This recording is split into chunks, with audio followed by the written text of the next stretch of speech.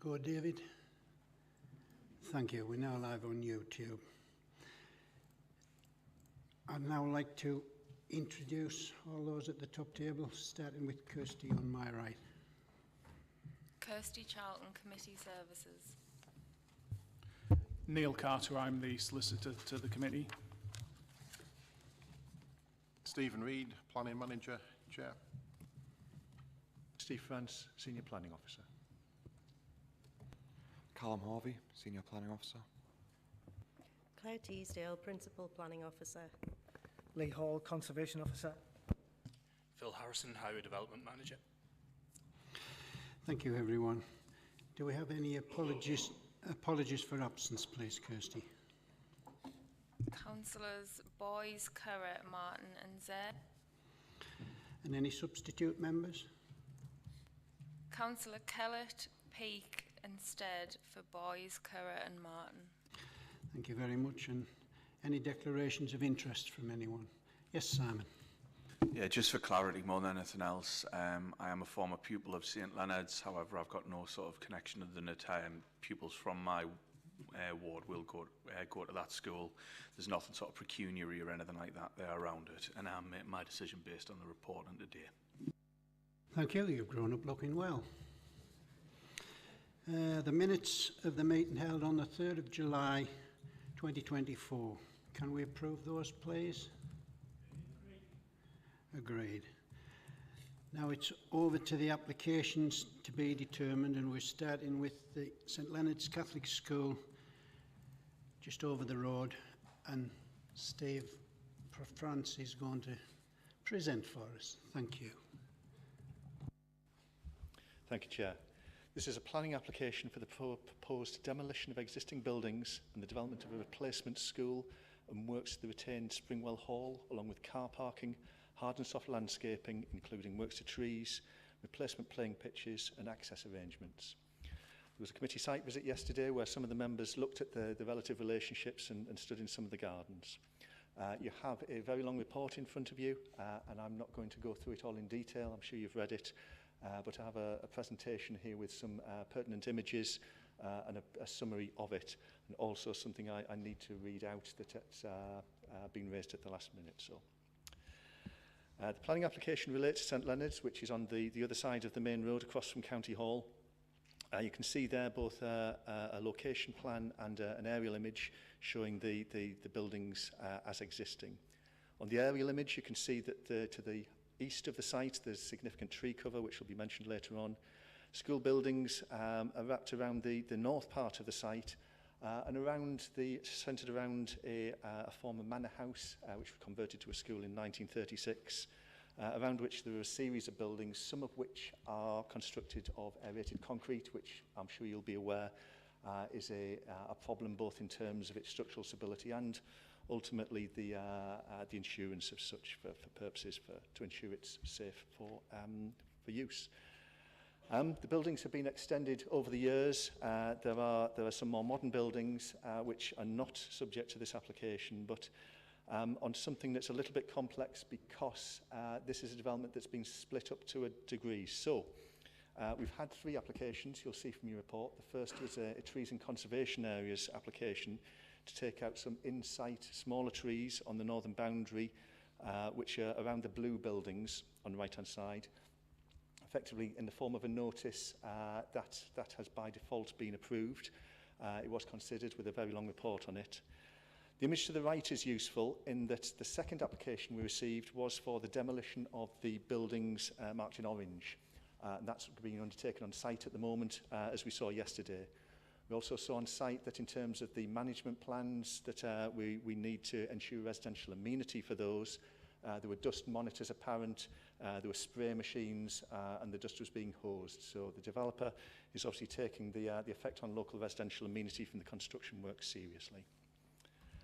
In the middle of the image to the right, you can see the old hall, and in front of it, a sixth form centre, and that's the building that's proposed retained. It's a relatively modern thing, just a couple of decades old. The remaining buildings, as you'll see from the following photographs, are very much of their time, from the 1960s, and are tired anyway, but obviously have these problems. At the bottom left-hand corner, there's also an older sports hall which is being replaced as part of this. In the middle there, you can see the hard play areas. Those are being upgraded, but retained basically in an improved form.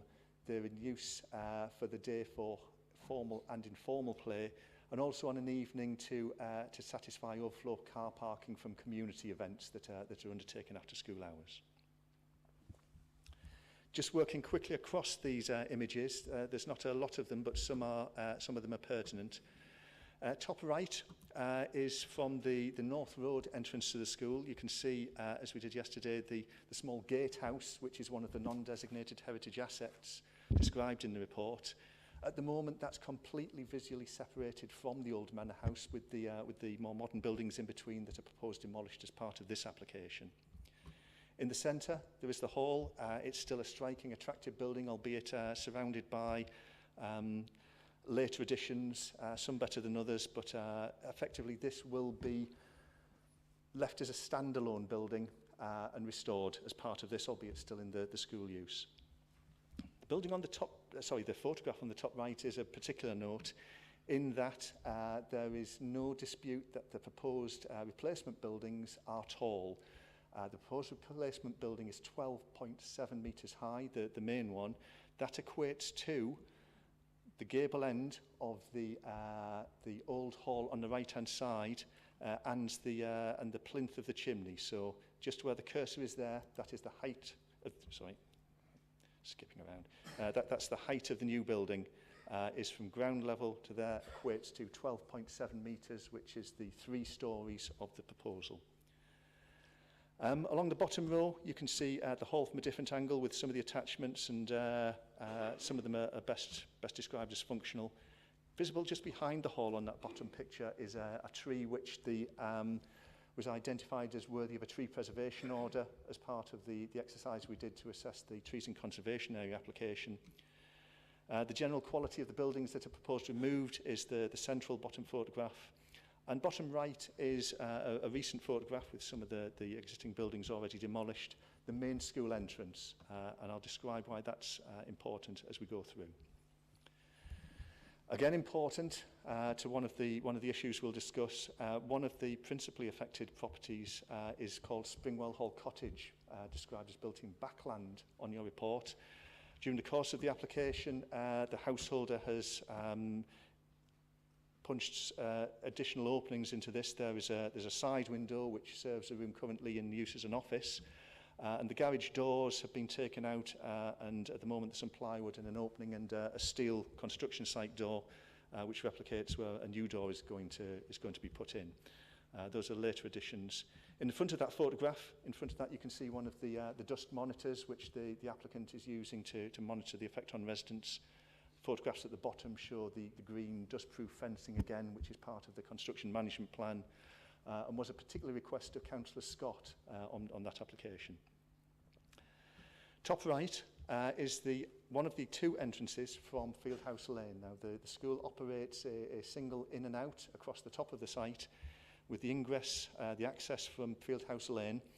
That is the middle photograph on the right-hand side, the main school entrance, and that is relevant to some of the objections, particularly from the Parish Council and the Trust in terms of the effect on the conservation area. The conservation area does extend and wraps around the school site, but excludes the Springwell Hall Cottage, the image on the top right. There is a secondary access into the school around the back of the sports hall, which is the top right image. That has traditionally been used to access those hard standing areas on a night for informal car parking for after school events. And there is further work required to ascertain whether the car parking on the left-hand side, there's an application to suspend those bays, or whether there's additional tree works needed on that corner to remove an extra couple of trees to allow construction traffic into that around the back of the site. Along the bottom left, you can see Springwell Hall Cottage again. You can see how the gable end and the first floor bedroom window there looks along the school drive. And you can see the windows of a dining room, which again look across the school, along the drive, and that's relevant to how the school's been developed in terms of massing. In the middle, you can see the demolition works underway to the RAC affected buildings. And the bottom right photograph shows the view out of the school to Fieldhouse Lane, with the retained trees on the left-hand side that weren't affected by the trees and conservation area notice. What is proposed, therefore, is the retention of the school with the buildings taken off it. A car park will be opened up in front of it so that there will be a visual connection possible between the gatehouse at the main public vista in the site, which is from North Road.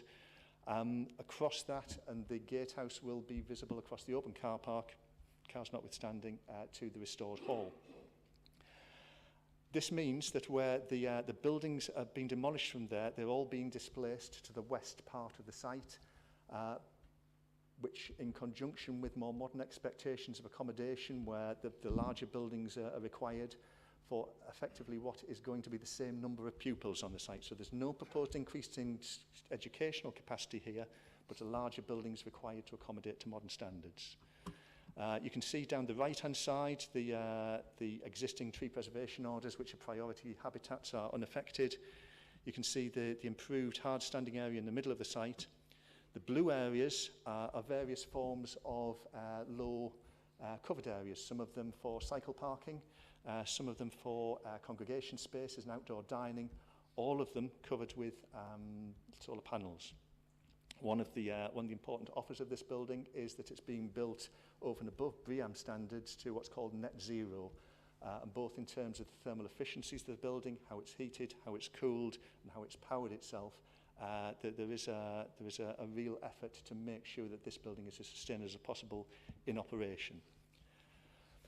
From that, from the image there, the U-shaped building on the right-hand side does not affect the existing passage across the top of the site, and it's proposed to look at to use the existing access and egress from Fieldhouse Lane to North Road. As part of the initial discussions on this, the applicants did look to see if there were any alternatives for this, because the Fieldhouse Lane application entrance in particular is contentious with overspill and inconsiderate parking on occasion by people using the school both during school hours and afterwards. It's worth saying that the surrounding streets, both in Fieldhouse Lane and in North Road on both sides of the sites, are covered by the residents' permitting scheme, so they are restricted for use during the day, the hours of which are set out in your report. The existing arrangement for buses going through the site, the bus laybys and segregated bus loading areas remain the same. And the car park arrangement is more formalised, both in terms of the large area in front of the hall and along the school access. But ultimately, just like the school numbers, the parking and highways access for the school element of this is neutral. Part of any new build for schools is to increase their offer for local communities and the like, so that there are proposals to increase community usage of the site on a night. And as part of this, effectively, the site has been developed so that the northern boundary can be shut down on a night to allow the public access to that when using the school facilities, but so the internal areas of the school are secure, both obviously during the day, but on a night when the pupils aren't in evidence. To this end, the sports hall is now on the top part of the site, and the entrance latterly in the application to minimise any effect on the immediate residents at Springwell Hall Cottages has been moved to the front part of the site, where facing the long rear gardens of the Crescent, which again we looked at yesterday. The dimensions of those gardens are set out in your report, and they are at a lower level as well, but you can see there's some significant differences. There was a condition proposed to proportionately control some of those nighttime uses. We have to be careful on that, because obviously there's an existing use there, and we don't want to overextend ourselves controlling existing operations. The circulation through the site for pedestrians and cyclists has likewise been improved and formalised. It's a little bit all over the place at the moment. There is criticism from consultees that it's overwrought and over-engineered in terms of the access to some of the cycle parking in particular, but there is cycle parking at the edge of the car park for visitors. There is cycle parking at the edge of the sixth form block for the sixth form, and there's a couple of other cycle parking areas further into the site which are maybe a longer to get at, but are wholly secure in terms of their location. The splayed nature of the block there has been contentious as well. Obviously, if it was pulled across, that could, by degree, improve the relationships for some residents, and I'll come to some of the detailed arrangements for that. The splayed arrangement is set out on the basis that it is, with the south-facing nature of it, this helps with the thermal efficiencies of the building in terms of how those heating and cooling systems work. To have the two blocks together has the potential to compromise that. And that degree of detail was one of the reasons why our discussions about obscure glazing, which is one of the things we've managed to achieve through the course of the application, took some time to come out because they had to be checked in terms of how that affected the thermal efficiencies of the buildings. The building is a large institutional institution.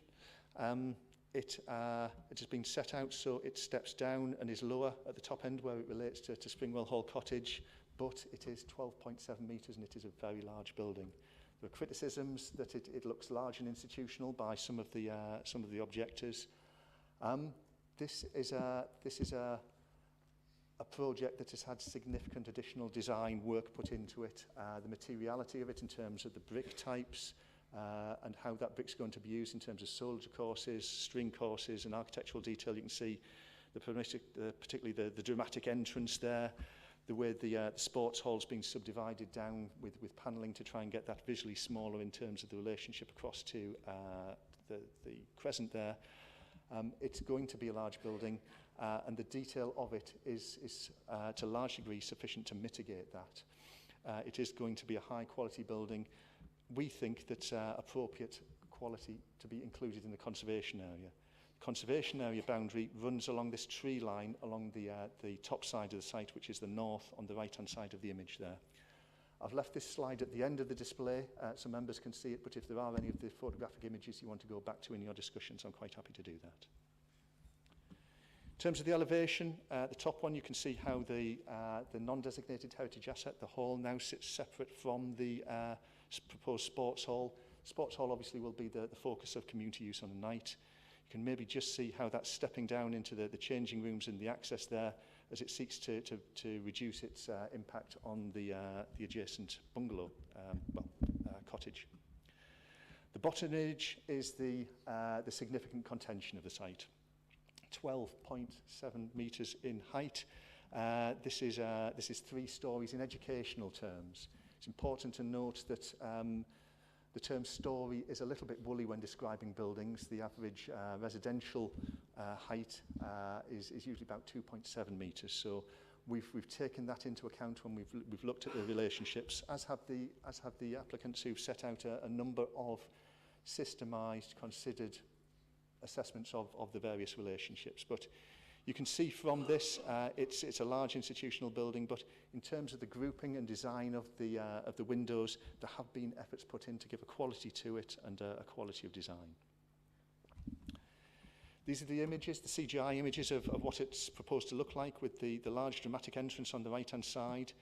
You can see detailing at the edge of the roof and string courses through. The middle image is the one that was facing Springwell Cottage. It's that door in has been moved now. Contentious on the right-hand side, and I do have an image to replicate it better. This top right is the proposed entrance to the school from Fieldhouse Lane. You can see it's a large building, and it will have more of a presence than that existing, but probably further back from the site. Bottom left, you can see between the wings the quality of the internal areas, habitat planting to achieve BNG, cycle stores, covered planting, all with solar panels on the roof. And if I could just return back to this image for 1 second, you can see how much solar panelling is proposed on the roof. There's a parapet around the edge of it, which unfortunately adds to the height, but does keep the noise from the plant away from local residents. But you can see pretty much every square inch of roof, whether it's the low-level ones or the high-level ones, is proposed for solar panel to meet that net zero building requirement. In the model, in the middle at the bottom is the proposed sports hall. You can see how the materials help break it up. And bottom right is the upgraded tennis courts and muggers, multi-use games areas that will be available for use for parking for those after-school hours. And top right is a detail of the window just to show window recess and the considered use of detailing within that will help raise the quality of the building. This isn't just an ill-considered long elevation with holes punched in it. The amenity relationships of the proposal have been contentious, and I'm not going to talk you through what are some fairly detailed images. This is to show there has been a considered approach to these. The top left image shows the 41-metre separation between the proposed school and a property at Finkel, who was one of the two most affected properties, along with Springwell Hall Cottage. Top right shows where that section is taken through and the relationship to Finkel. We stood in the garden yesterday where a replacement extension with a lantern windows being built on top of it. In terms of the relationships, there are three elements to it, effectively, and it's set out in the report, for privacy, for overshadowing, and for outlook. In terms of privacy, as I've mentioned before, the applicants have now revised their scheme so that all of the windows on that elevation facing towards Fieldhouse Lane and wrapping around the corner on the top image where it goes to the sports hall have been revised to have obscure glazing on them. Now the windows are very tall, so what we've done, we do have mind to the quality of the environment inside the school. So what we've asked for is, and required by condition, is glazing, and this will be permanent glazing. It's not a film, which is obscured up to 1.8 metres in height, 6 foot. In terms of its relationship to the back of Finkel in particular, where there's a clear bathroom window, both for privacy and a concern that's been raised for safeguarding issues in terms of the relationships of children being able to see, particularly into that clear bathroom window. We feel the inclusion of that obscure glazing addresses the privacy issue. For overshadowing, the images at the bottom are from a BRE 209 sunlight and daylight assessment, which is an accepted methodology that local authorities use to assess shadow and daylight both in gardens, into rooms and into windows. The tangents on the yellow tangents you can see on the right hand side are reasonable expectations from the visual sunlight component. The additional windows that have been introduced during the course of the application, we've extrapolated the images there and with a similar assessment tried to make sure that or made sure that those are still within the parameters that set out within the BRE guidance. In terms of the windows on the back of the site, which are the ones on the garage, like I said, the window on the angled side, the small window you could see in that image was very much an office window. The other contentious, or the other principally contentious element is the quality of the buildings in terms of the conservation area and the effect on the World Heritage Site, which has been raised by some of the groups, the City of Durham Trust and the Parish Council. There's a comparable image there of what's proposed on the left-hand side and what's there off a Google Earth image on the right-hand side. It didn't exactly line up in terms of the nature of that. On the left-hand side, with additional trees taken out, T33, and potentially even 2 more, depending on how negotiations for access for the construction traffic goes, the school will be visible. The school will be 30 metres from that access. On the right-hand side, the existing sports hall are 10 metres from that access. We believe as officers and the conservation officers here to discuss in detail, if you want, that this is an improvement and in terms of the effect on heritage assets and going in order, notwithstanding there's been an objection to it, we believe there is no effect on the Castle and Cathedral World Heritage Site, this being part of the outer bowl as described in the policies in the neighbourhood plan. Where there is effect on the conservation area, it's at the North Road part of the site where there is a significant improvement for the re-establishment of the gatehouse to the manor house. And in these glimpsed views through the 2 accesses, the construction and service access and the main access into the back of St Leonard's, there will be a significant change, but we don't believe it's a harmful one. To very briefly go through the report, the significant consultees either raise no objection or ask for conditions to secure mitigation where required. A high level one of those is the requirement to achieve the 10% biodiversity net gain, which will be achieved through a Section 106 agreement, which is why the application before you is minded to approve rather than just approve. It's for that single issue of the BNG. The internal consultees, like I say, are happy with it. The energy officers have not replied, but the sustainability reports and the detail that's been given in the demonstration that this will achieve the net zero have convinced officers that this is all acceptable. We always consult the Met Office for high buildings because we don't want to upset the weather radar at High Moorsley. We don't want the weather forecast to be any less accurate than it is at the moment. Northumbrian Water have offered no comment on this, but as an established establishment, we don't think there's an issue with that, and they would have to go through formal processes to secure their detailed agreement anyway. The police have raised no comment. We sent out 150 letters, put up site notices. There was a small reconsultation of those properties affected by the obscure glazing and the sunlight and daylight assessment. And in total, as read yesterday, there have been 225 contributors, consisting of 165 in support, 46 objections, and 13 representations. You can see those have come both from local residents, from the school, from school pupils, users and parents, and from ward councillors Elizabeth, Scott and Brown, the City of Durham Parish Council, the City Trust and the Friends of Flassvale. I've set out what the main objections are. They're represented in detail in your report, but principal from that is the effect on residential amenity of the siting of the building and the effect on the conservation area and World Heritage Site. There are a lot of aspects to this, and there is contention by degree to a lot of those. Some of those request that the school is redesigned. Some of them request that the existing arrangements for access and egress and some of the existing operations are revisited. And this is relevant to the consideration of this application in that it has to be emphasised that there's an existing operation and existing relationships and conventions there.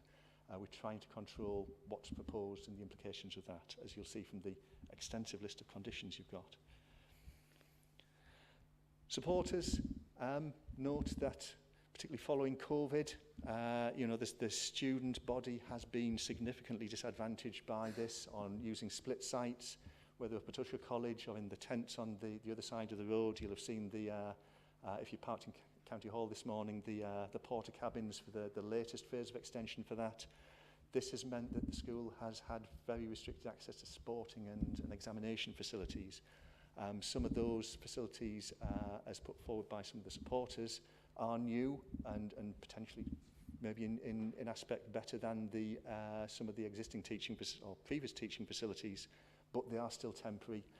And this is disadvantaging pupils, both the general student body and SEND pupils in particular and their special needs. It's also set out that the net zero approach is not just a benefit to the school but to all, that the tree replacements outweigh tree losses. There has been contention about the trees and conservation area application to remove 21 trees. There were some additional trees removed, but these have been included in the assessments for the overall, notwithstanding the applications are split into 3 parts. We have tried to look at this as a whole. Those applications have significantly overlapped with each other so that they could be compared and contrasted as far as we were able. There are some neutral comments, and it's fair to say that in the whole, the objectors accept the principle of the need for a replacement school here. The neutral comments do likewise, and for the most part ask that some of the existing issues with the school be addressed through this application. While on the site visit yesterday, on behalf of one of the residents, we did receive a legal challenge to the report.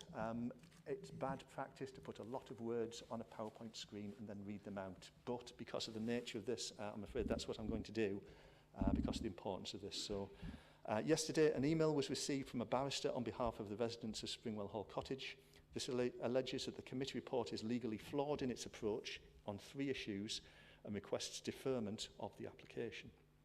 Officers are satisfied that the report is not legally deficient, and accordingly, we consider there are no proper grounds for the consider of the application to be deferred. The three issues are, in relation to the assessment of the proposed development on a new narrow window inserted by the residents during the course of the application for an existing office, it's said that the term main habitable room is a new concept and hitherto unknown in planning laws and finds no expression or application in statute. However, the report is very clear that the term main is used as shorthand for living rooms and conservatories, and that less weight is to be given to the impact on rooms that are not living rooms or conservatories. Criticism also levelled at the absence of any consideration of the impact upon the potential future use of the specified room. However, the current assessment must focus on the existing use and not potential future uses. In terms of the second item that's been raised, it suggested that the trees that recently were felled pursuant to the Trees and Conservation Area application were not included in the required baseline for the net biodiversity assessment. These trees were included in the baseline. We checked it out yesterday, and we're confident that the BNG calculation carried out by the applicant's ecologist is accurate. Lastly, there is criticism that there is no specific reference in the report to the presence of priority habitats on the site. And that's the woodland on the east and south boundaries of the site that I pointed out at the start of this presentation. However, the submitted ecology assessments are clear that this habitat was not affected by the proposals, and put simply, there is no loss of priority habitat. It's not mentioned in the report because it's not affected. So effectively, the legal challenges were on the use of the word main, on the absence of priority habitats being discussed in detail, and on the number of trees that were included in the biodiversity assessment, and officers are confident that those have been addressed. There is a summary of the benefits there. The benefits are quite clear in terms of what this will do for the school and the education community, and how we've gone about looking at this in terms of that context of the existing and established operations.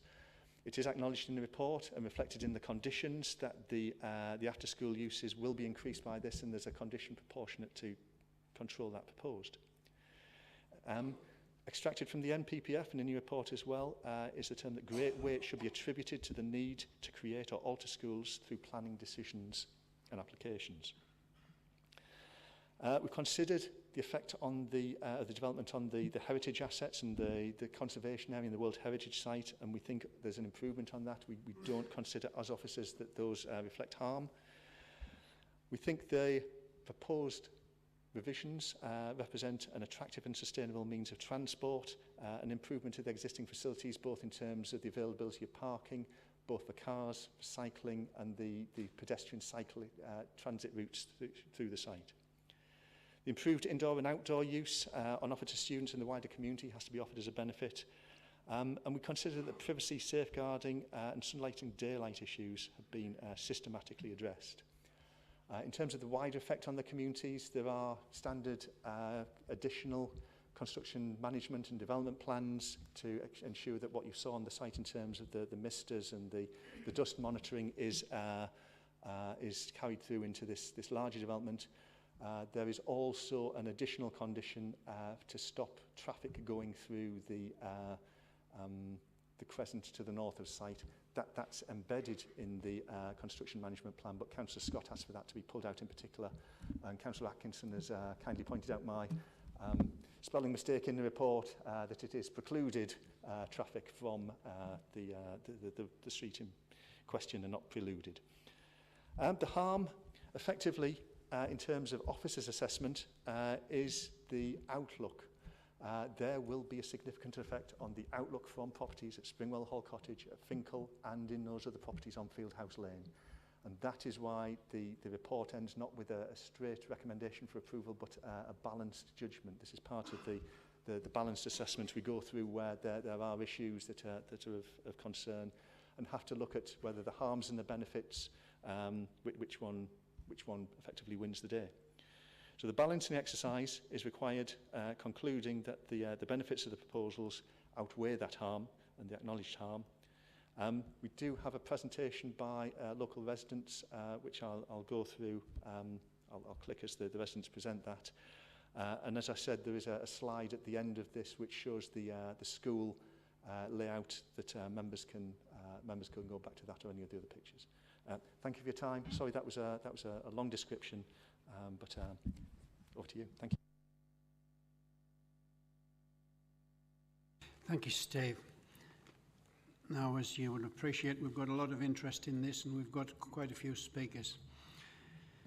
We've got Parish Council Representative Grenville Holland.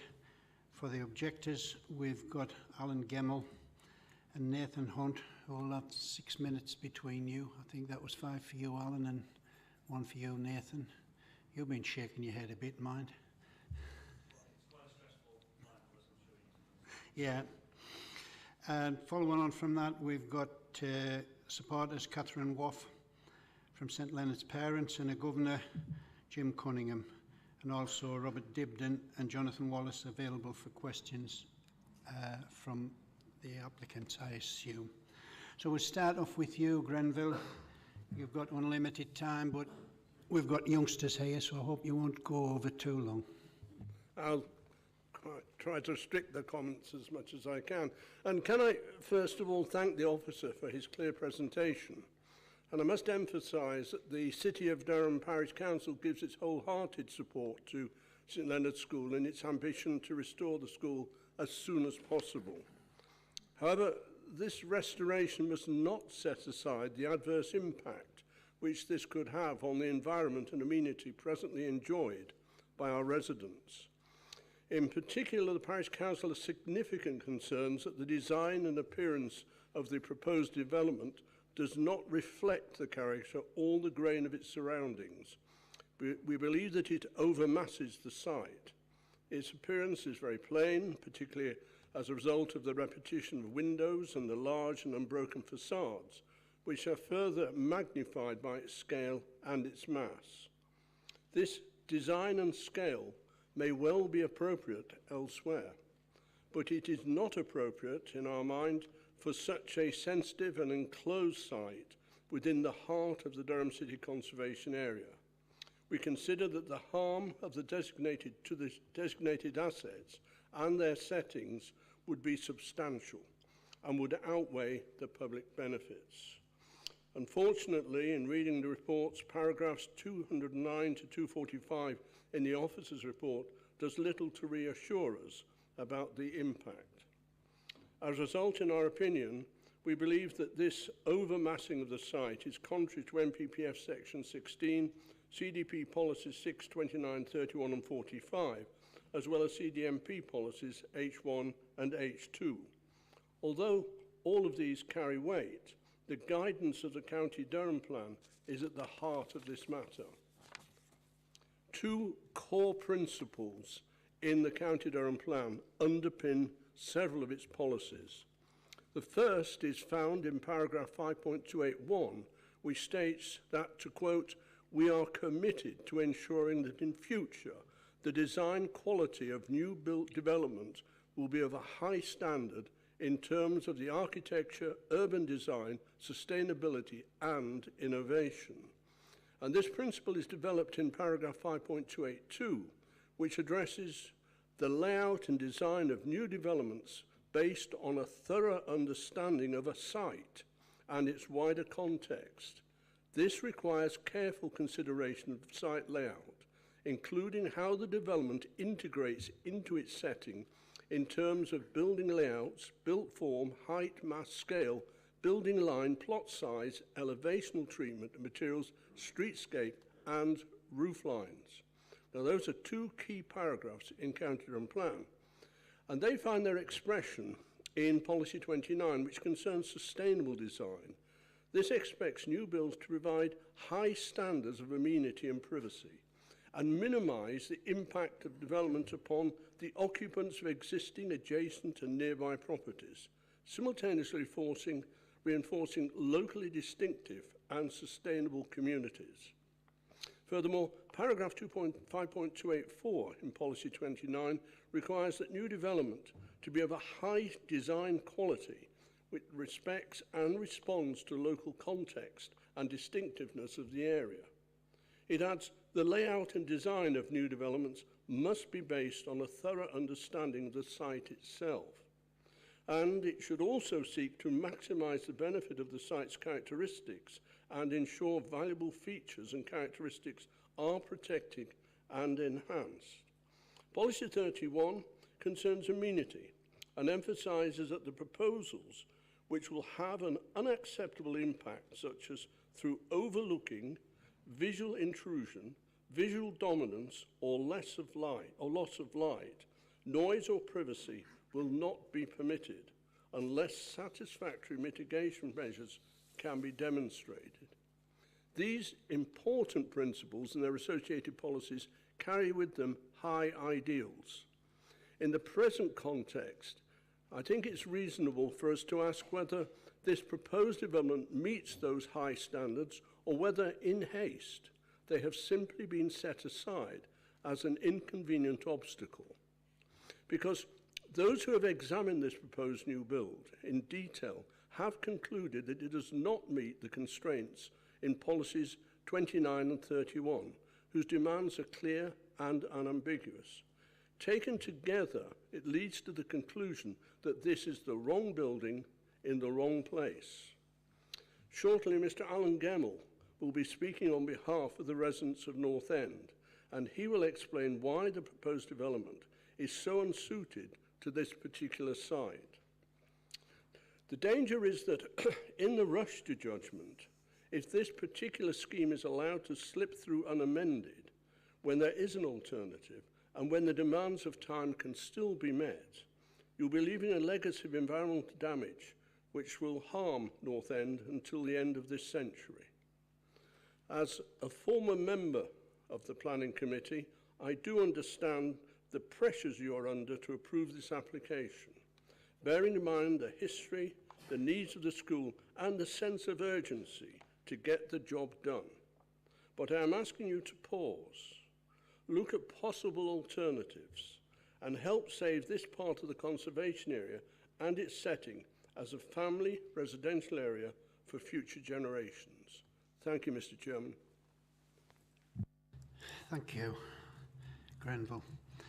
Next, we'll move on to Alan Gemmell and Nathan Hunt. You'll have 6 minutes between you.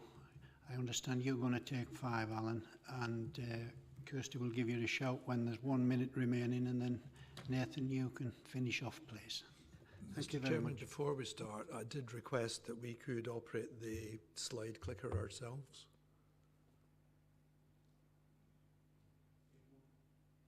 Kirsty says it won't work from there where you are.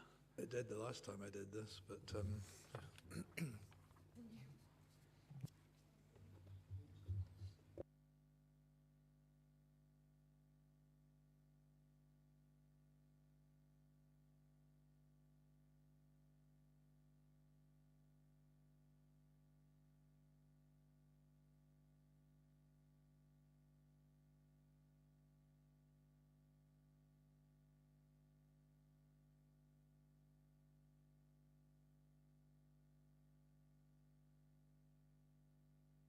yeah, seems to work in rehearsal. Thank you.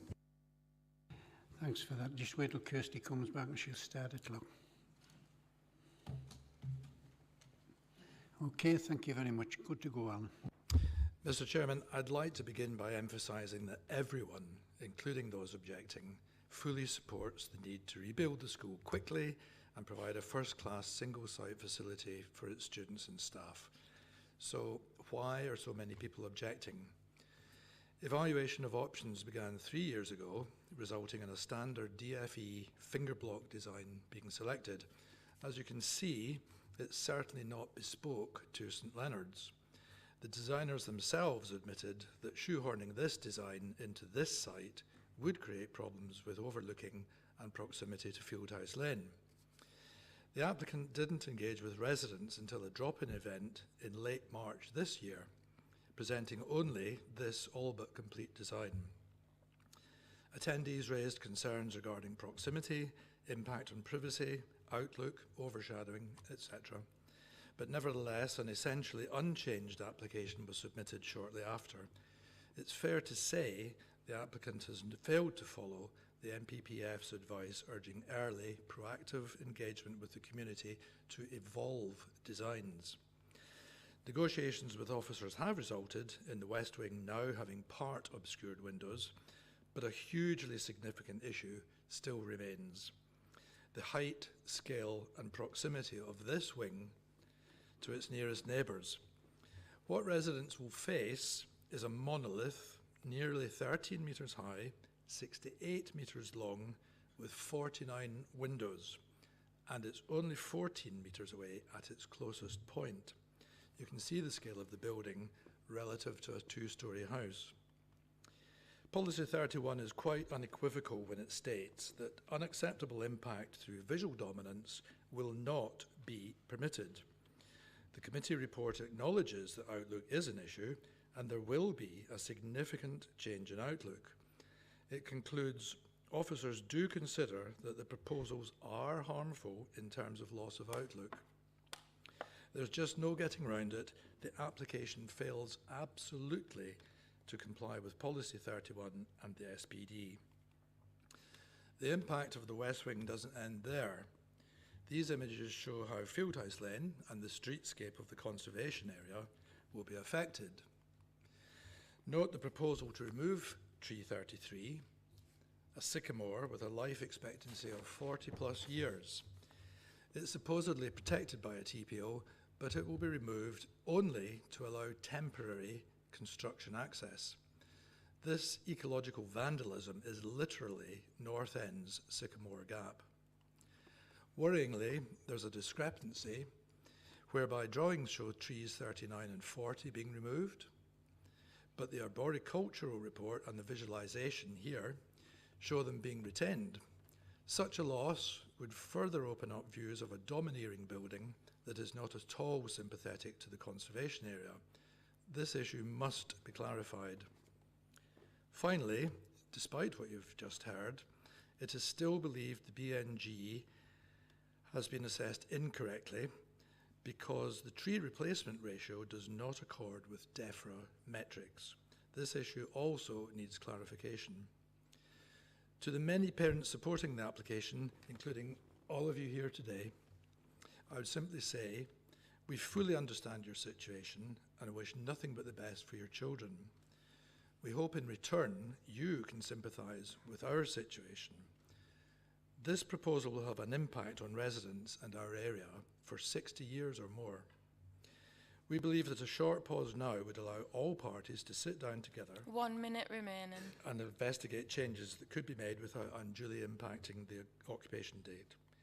In that respect, feedback regarding the temporary accommodation indicates that teaching would not be adversely affected. Possibilities including realigning the west wing and skewing the east wing instead, or relocating car parking to facilitate screen planting, relocating the bus bays to the top of North Road.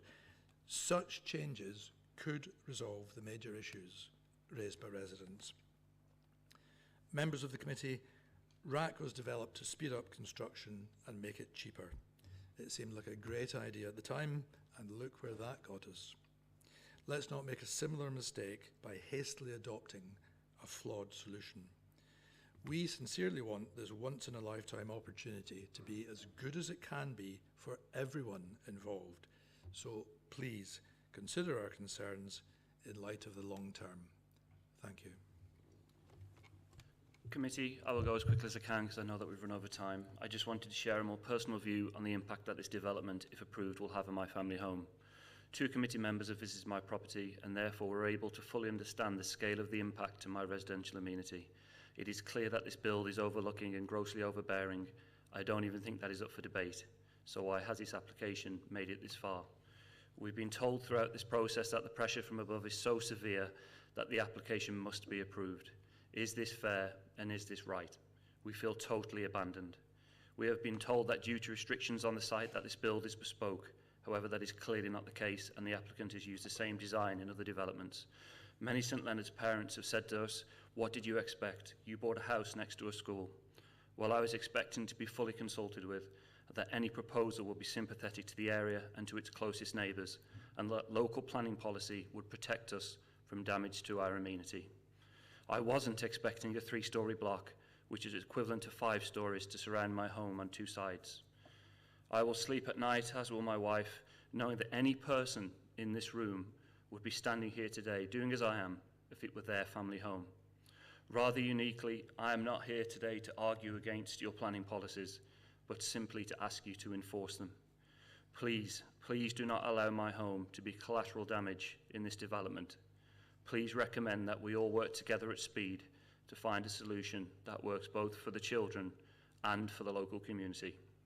We're not going to get another chance. Thank you. Thank you, gentlemen. Now, from the supporters, we've got Catherine Wolf. I hope I've pronounced your name correctly, followed by Jim Cunningham. You'll have 2.5 minutes each. Is it okay for us to start with Mr. Cunningham first, please? Certainly, yes. Thank you. I'm being reminded you will have 6 minutes between you, 3 minutes each. Cheers. Sorry. Good morning. I have the honour of being the Chair of Governors at St Leonard's for the last 3 years. St Leonard's sits in a beautiful place in Durham, and as far as I'm concerned, it should represent and reflect the community. Sadly, it is decrepit, unsightly, and by far one of the worst teaching and learning environments I have witnessed in over 20 years in support of education. I was stunned at the level of deterioration across the school facilities, which aren't fit for the 20th century, let alone the 21st.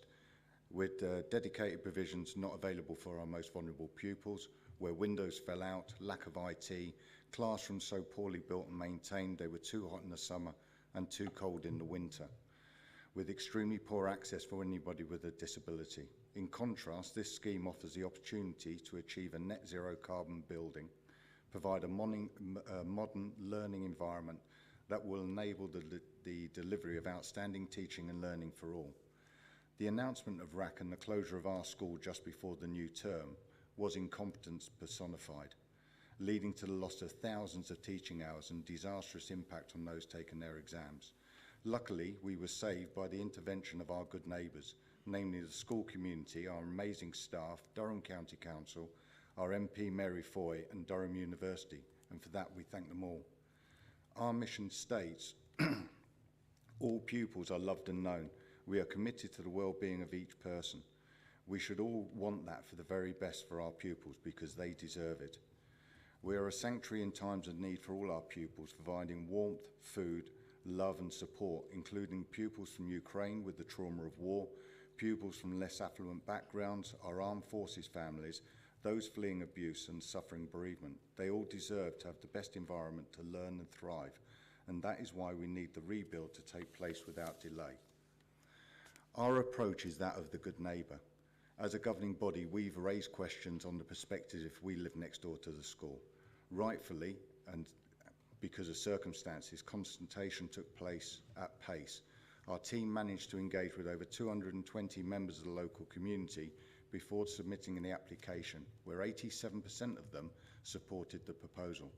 The Department of Education and BAM continue to listen to residents addressing the concerns raised throughout the duration of the application itself, resulting in the 120 new trees for the biodiversity and screening, the reconfiguration of the sports entrance away from the closest residents, and a comprehensive scheme to obscure glazing to prevent overlooking. Sadly, the temporary accommodation, which you can all see looks like a tented area, is that temporary. The students have few places to play and gather, and for the next 18 months it will not be easy for us. The children will still be displaced because we can't house our whole community. We must be back in St Leonard's site no later than April 2026. The temporary accommodation needs to be returned and decommissioning will take weeks. The greatest concern for us is if we miss that deadline through any delay, there will be a catastrophic impact on the 2026 GCSE exam cohort. This is the same cohort that lost their last year in primary school and transitioned to St Leonard's owing to the pandemic. The same cohort had their options disrupted by RAC. And also they have proportionately more SEND and disadvantaged pupils. And this would have a massive impact on the rest of their life. This is unacceptable. There can be no delay because time will go quickly. Please pass this application today. Give our pupils, staff, parents and carers the hope. Give us the date where our community can be reunited and give the pupils the education they deserve for the generations to come. Therefore, I urge you to pass this planning application today without any further delays. Thank you very much. Thank you for this opportunity to speak today. My name is Catherine Woff and I'm a parent of a Year 8 pupil at the school. And I'm speaking on behalf of parents and pupils, many of whom are here today, who overwhelmingly support this application. The abrupt closure of the school buildings in September 23 left 1,500 children without an appropriate learning environment, and I cannot convey strongly enough what a difficult time it was for children, staff and parents. Initially, we had to homeschool. Children were then moved to temporary premises where they were taught in large halls with classes grouped together. And in March, students were moved to temporary classrooms which still lack the specialist facilities that a purpose-built school will provide. This situation has caused significant disruption to our children's education, with academic performance being impacted across all year groups. There have been substantial impacts on the well-being and mental health of many children at the school, and they have endured enough. We urgently need to progress with the construction of the new school to restore normality and provide our children with the learning environment they deserve. As a parent, I want to do everything in my power to give my children the best chance to succeed and be happy in life, and I'm sure all parents in this room will feel exactly the same. The prolonged disruptions they've faced is unacceptable, and this application provides a positive way forwards. It will deliver a quality school building that will ensure our children get the education they deserve in a school that they can be proud of. Any delay would be devastating for the school and our children's well-being. If you don't give this application approval today, then our children will suffer, potentially, I understand, for a further 6 months. My plea to you today is to approve this application so that our children can thrive and fulfil their potential in a new school as soon as possible. Thank you. Thank you, Catherine. Before I ask Steve if he's got anything to come back on, I just will remind committee members we do have Robert Dibden and Jonathan Wallace available for questions when we come to that point. So have you anything to come back on, Steve? Nothing? Well, it's now over to questions for members. Jonathan Elmer, thank you. Thank you, Chair. I wanted to ask a question to our Conservation Officer in relation to the heritage impact of the building.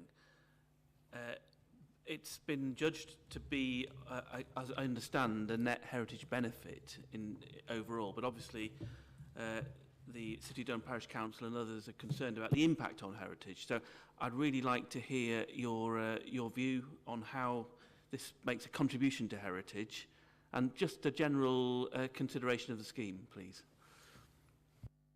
Yep, no problem. Like Steve said in his presentation, on the east side of the site, there's a very positive impact. The significance relates to the high-value, non-designated heritage asset of Springwell Hall, the lodge and the walls. It'll be enhanced by removing those incongruous modern blocks, so that'll re-establish its original detached form. It creates more openness between the hall and the lodge, and the hall will be fully refurbished sympathetically. And also previous harmful changes to the the hall will be reversed. Outside the school site, the visual experience of those three assets together will be improved from North Road, and it'll better reveal significance. So I think on that side of the site, there's a definite positive. And just from listening to everybody talk, it's obvious that the main impact is on the west side of the site. So on the west side, the special architectural and historic interest of the conservation area is drawn from the fine Victorian terrace of Albert Street and the Edwardian terrace of Fieldhouse Terrace. There's no physical impact on those buildings. There's no harm to the historic plan form. There's no harm to the understanding of how the conservation areas evolved over time by the residential expansion, which those terraces demonstrate. And there's no harm to how the heritage values of those terraces is visually experienced, appreciated and understood. The current school site offers nothing positive to that side of the conservation area. It's an open view of back of house and low quality buildings. And even though it's bigger in scale than what is there, there's already 3-storey buildings on the site. It's a 21st century school. Its form and aesthetic follows its function, and we feel that it's better quality than what's currently there. To say it's substantial harm is wrong, because substantial harm is a threat to significance, which normally means there's loss of a key element that contributes positively, and there's no loss here. It's purely a visual impact at the very northern end of the conservation area. And like I said, we think it's better than what's there. And I think it's also important to say that part of the character of that street is those continuous terrace blocks and that street frontage. And this is a big gap site and there's nothing there. The proposal will introduce a meaningful face with some activity to the street. And its impact will be reduced slightly by being set back and angled away. As you come up Albert Street, you'll actually see it, and it'll seem to form a continuation of Albert Street, and it'll replicate the rhythm of the openings. It's taken some design cues from the hall because of the vertical balance, like Steve said, the string courses, the better quality materials and the buildings that are already on site, which we can secure through condition. In terms of the World Heritage Site, the only place where there's intervisibility between the school and the cathedral is from the ridges and hills to the south, and I know that because I've stood on those hills recently as part of the conservation area review. Sorry. The existing buildings are visually recessive in the backdrop behind the cathedral, and this will have the same effect. It won't suddenly dramatically change those views. It won't detract from the quality of them, and it won't affect the dominance or the visual drama of the cathedral in those views, which is part of its outstanding universal value, which is why we've recommended that it complies with relevant heritage policies. Thank you. Patricia, you have a question, please. Sorry, that's Patricia Joplin. Patricia Joplin, Crook Division. Yes, I think you touched on a bit of what I want to ask. I don't know who's going to answer it, but we've made a lot about the size of this building and being taller. Officer mentioned during his presentation that obviously the rules and regulations have changed vastly since the 60s, and that classrooms are to be more, presumably, pupil-friendly. I don't know how to put it. But can you tell me, as part of the fact that it is taller due to the new regulations in planning?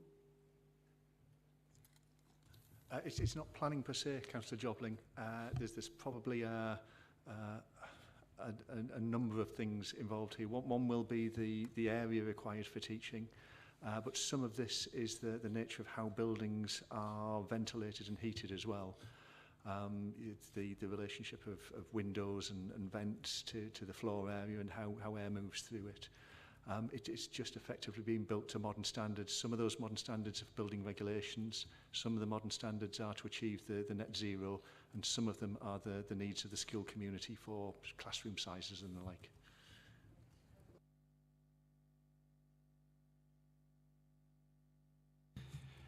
Alan Bell, please.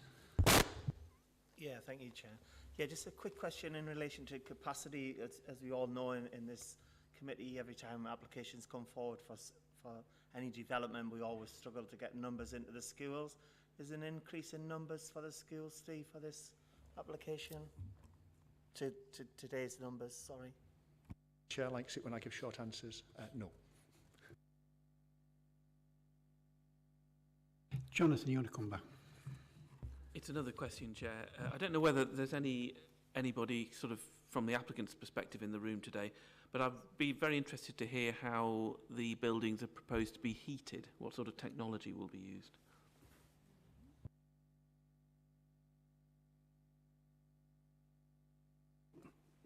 Hi, Matthew Hill for the applicant.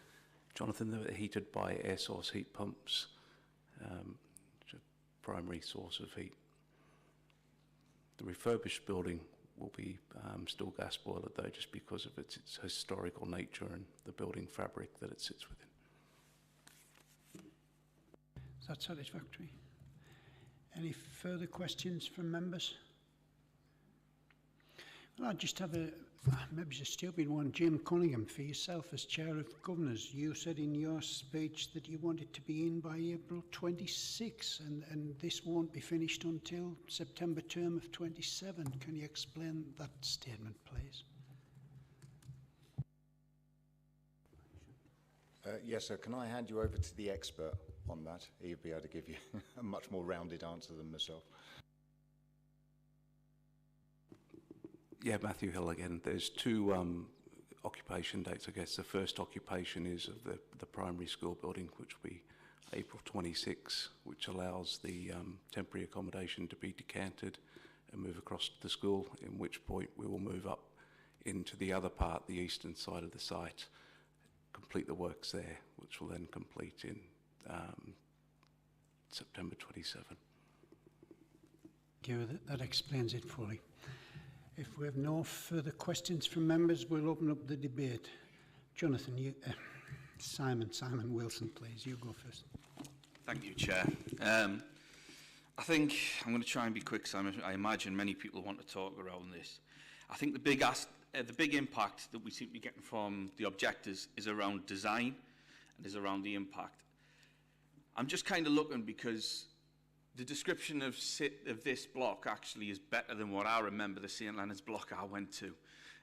The way that the discussion is at the minute, you'd have thought that what's actually been replaced is some sort of architectural gem when it was 3 stories of poured concrete. Yes, this might be slightly bigger, but it's going to be done in a more sympathetic palette, to better standards, and basically the height is not really going to be too much more than that. Yes, there's a slightly different relationship, but I also seem to remember that actually going through the back gates towards the existing sports hall and stuff as it is, and the workshops, did kind of look like a bit of a run-down industrial estate. So I think within that, I can't really give much weight to it. I think obviously the above BREEAM standards is a massive impact, and that's a very good sign of sustainability and future-proofing. I think, having seen that legal challenge, I think the main room thing to me came across as just grasping at straws. Quite frankly, we'd never build anything if we considered what the future use of something might be. We have to deal with as it is now, as the officer said. But I think when we look at it as well, as we always have to remember that planning is a balancing act, and it's about the harm. It's about, is the harm of development greater than the harm of not? Now, I went to St Leonard's, as I mentioned, and I was the first of my family to go to university. And when I think about it, the area it took from, and I'm sorry if I missed areas, was Sacriston, Witton Gilbert, Chesley Street, Pelton, Euston, Perkinsville, Eschwinnon, Langley Park, Brandon, Langley Moor, Meadowfield, Sherburn Road, Usher Moor, Bear Park, Giles Gate. Now, if I could do that for many children across this, I'm sorry, but developing this at a time when they've had no consistency since COVID-19, they're in tents out on a field temporarily, then actually the impact of actually giving this development, a good development, given a permanent home for the school, is actually going to be inevitably more positive and less harmful to any resident than what it would be if we didn't do it on the children that are there. And I am happy to move to be minded to approval with the officer's recommendation. Thanks for that, Simon. Jim Atkinson, please. Thank you, Chair. Yes, I'm very much inclined to agree with that. I have a little bit of experience in this area because we've just got a new school in my ward. And quite naturally, in the first instance, at the planning stage, you get objections, especially by the people who live there, and especially from the access and egress problems. So I heard them before, and then I've seen them firsthand as they happened. And it's a difficult time, it's a difficult situation. It does bring all kinds of problems for our guests today who live closer to it. But I saw the old school, and I was very close and saw how poor it was. It wasn't just poor. I mean, I heard the word decrepit and off, not fit for purpose. It was all of those things. It was done in. And we've got a plan here, and it's only one in front of us at this moment. We can't design it in this room. But the recommendation comes with caveats as well that the planner, the applicant has to look into. He can, there's various things being said in this room that he can look into as well.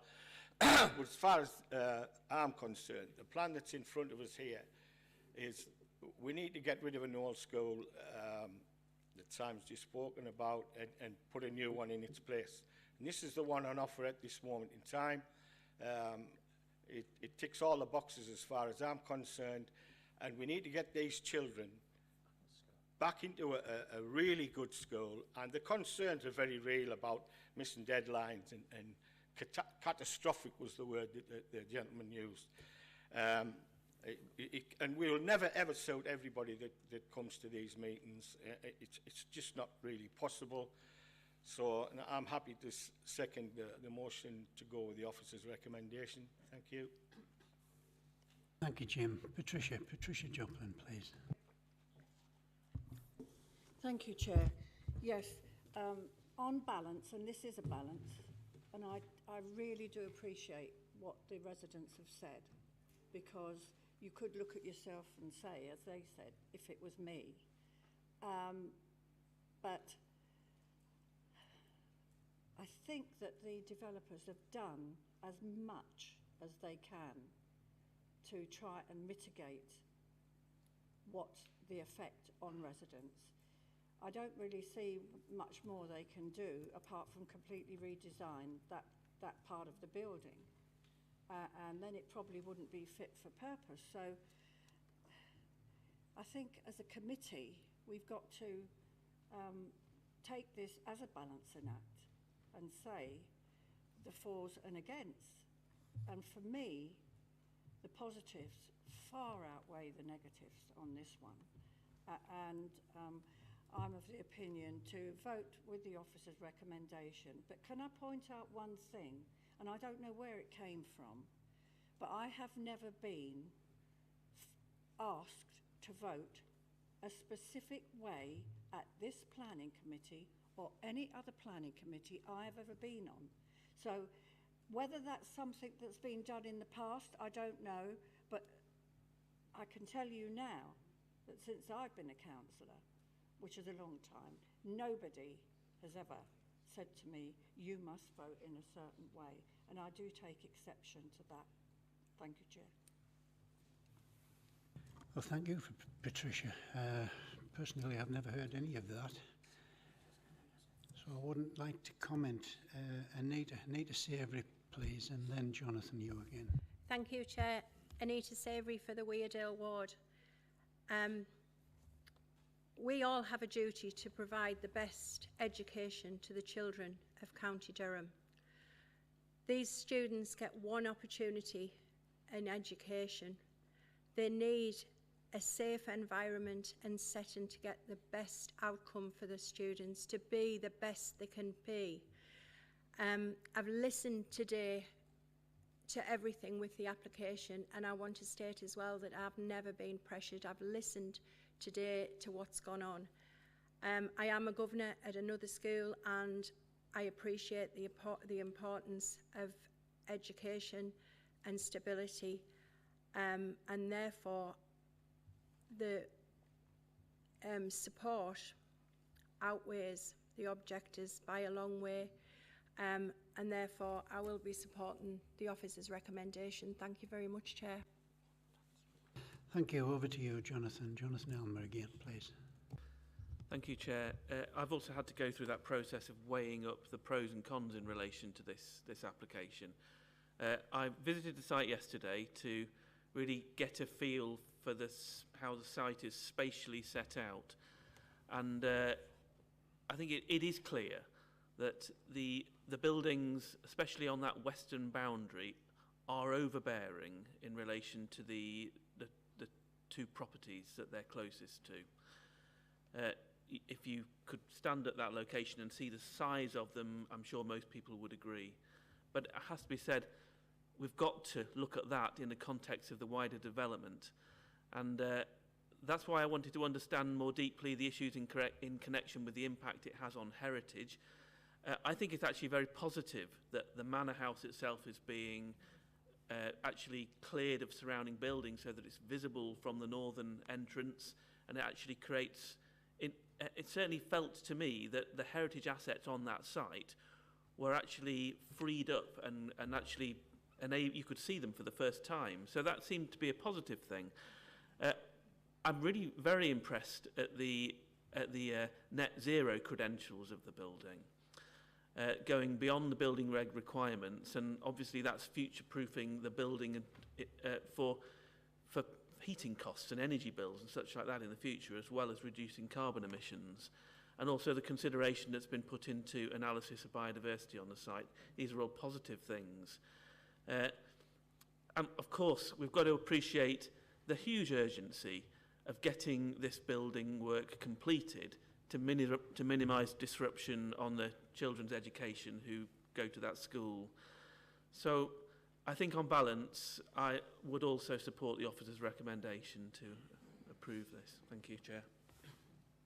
Thank you very much, Jonathan. John Higgins, please. Thank you, Chair. John Higgins, Ringwood Ward. First of all, I'd like to thank the officer for the long presentation. Very informative, and I'd like to thank him for that.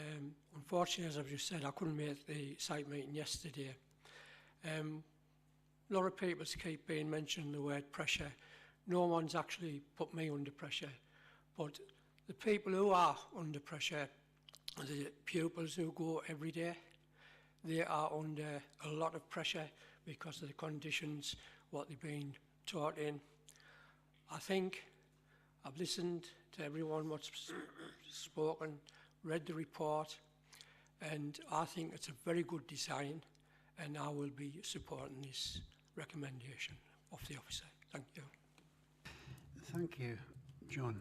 I don't know where this word pressure's been put upon committee members has come from, but I've not heard anything about it in my lifetime in this planning. Michael Stead, please. Thank you, Chair. Councillor Michael Stead, North Aycliffe and Midridge. I'm sitting on this committee today in substitute for someone that couldn't make it. It was a last-minute decision that ours came on. I spent last night reading the notes. I spent this morning getting up a little bit earlier than I normally do for these meetings at 10 o'clock, and I parked up down there and I had a good walk and look around to see where we're at. The issues that's come with the RAC, I think it's a credit to our organisation, how fast we've dealt with this. We've put temporary school up very, very quickly. From what I've seen, it was superbly done. And what's being carried out by our officers in terms of the 45-minute report, as you know, I sit on Southwest Planning. That is a robust report that was put to us this morning, and it seems to have answered an awful lot of the questions that had been asked of members of the public. There is a little bit of concern with a few of those houses that are on there, but again, this is a plan that's been put together in a very short space of time. It's remarkable, in fact, how quick we've done it, and it really is a credit to the office, and I want to put that on record. In terms of blueprint schools, everybody says, why can't there be a bespoke thing there? And I haven't really dipped my toe in the water many times with these planning applications, but if you're asking to build something completely from scratch, you're talking literally years to get these to put together. I mean, I think later in the agenda we have one at Greenfield, which is also a blueprint school. They work, they're proven. You don't get these things where the contractors take it and then there's a need to change and move plugs and electrical things and rooms around once they've been built, which ends up costing an absolute fortune later down the line. So this is a proven school that's being put in front of us. And like Councillor Atkinson said, we are proving something that's put in front of us today with no alternative, and I'm minded to go with the officer's recommendations and what other councillors have said in this chamber. Thank you, Chair. Thank you, Michael. I think that's the point in question from the objectors, the speed with which it has been developed and their thoughts that it could have been developed more sympathetically. However, we are where we are, as they say these days. Does any other member wish to contribute? No. Well, I've got a proposal before us to move with the officer's recommendation of approval. All those in favour, please. That's unanimous. Thank you. So anybody that's just come for that application is more than welcome to stay for the rest of the agenda, or is equally welcome to go now.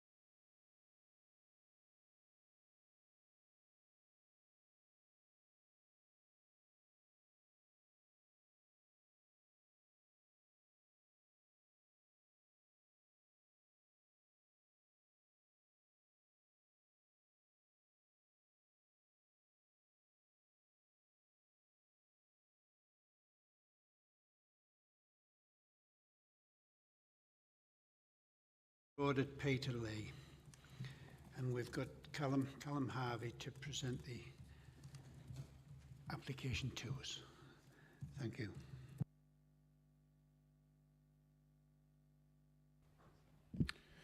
Thank you, Chair. So, the next application is for 282 dwellings at North East Industrial Estate at Peterlee. This is an outline application with all matters reserved except for access. And as covered in the description of the proposal, the scheme was amended in April 2024. This application was first received in 2014. So the first slide shows an aerial photograph of the north side of Peterlee. So the industrial estate is roughly in the centre of the image. So the photograph shows the residential areas to the west and east. We've got the open area, so the area of open space to the south. We've got Thorpe Road to the north, leading off northward towards Easington, and the connection to the A19. Next slide shows the site location plan. The extent of the site shown in red. We have the main access point to the north on Thorpe Road, and we have the secondary access to the southwest onto Eden Lane and Yoden Road. We have a third access point off to the northwest corner. So the site is currently occupied by vacant buildings, and we've got a couple of buildings still in use, including the coach depot. So just to flick through the site photographs, first photos of the northern end of the site. So vacant area of land that's been cleared from a previous building, currently in a dilapidated state. And more photographs of the northern end, and photographs of the northeastern corner, and of the southern side, including the coach depot, and of the centre of the site. And these are the adjacent houses on Eden Lane off to the southwest. So the next slide shows the indicative site layout, which came in back in 2014. This is when the scheme was for 390 dwellings. So it was 5 phases of housing, as shown there. And then over the years, the number of dwellings was reduced to 282, as shown there. The main reason for this is because of the conservation grassland areas, as indicated on the slide. These were created at the request of the ecology officer to compensate for the ecological impact of the development. So the next slide shows the green space to the south of the site. So I've indicated the site in the red dot. So this is discussed in the ecological section of the report regarding the habitat regs assessment. So officers are recommending a legal agreement to secure off-site works within these green areas. So just to quickly flick through the consultee responses, the highways officer has no objection to the proposal in principle, subject to conditions securing off-site works on the local road network. The access arrangement, the indicated access arrangement, is also considered acceptable. Further details relating to the internal highway layout and the car parking provision would be assessed under a subsequent reserve matters application. The drainage officer has been consulted and they have no objection subject to conditions.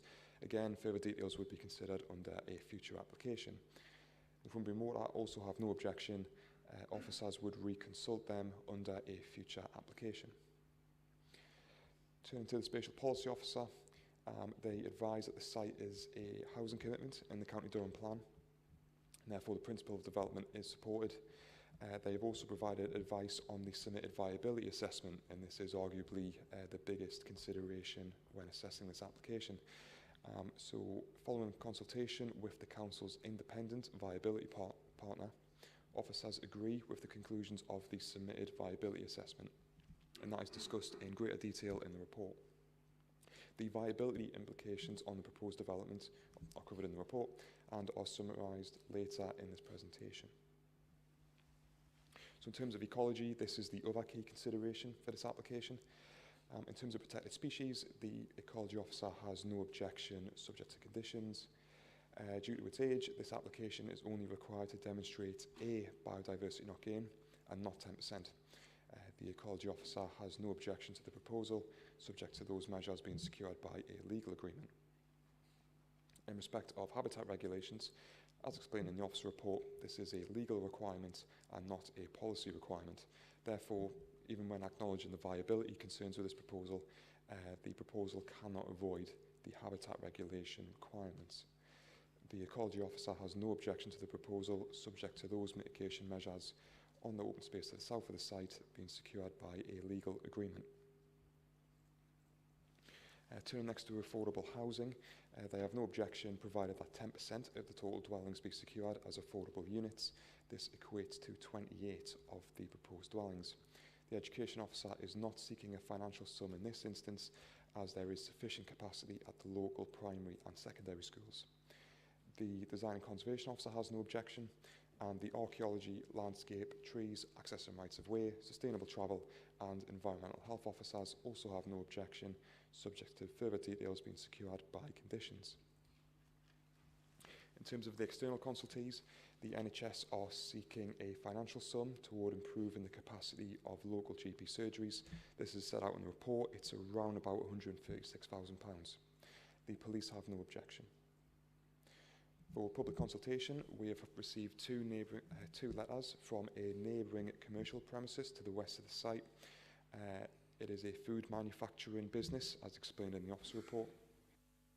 They have no objection to the proposal, provided that their access arrangement is maintained throughout the development. So that's both during the construction period and throughout the occupational period, once the houses are constructed. Two objections have also been received from a neighbouring resident, raising concerns with the impact of traffic from the development on the adjacent housing estate to the southwest of the site, and the highways officer, when providing comments, had noted those objections. So, apologies, Chair. Just to summarise, as explained in the officer report, officers support the principle of developing this site for housing. The findings and implications of the submitted viability assessment are a key consideration for this application. As explained in the report, the proposal is not seeking to provide a number of contributions which officers would normally be requiring to make this application acceptable in accordance with the County Durham Plan.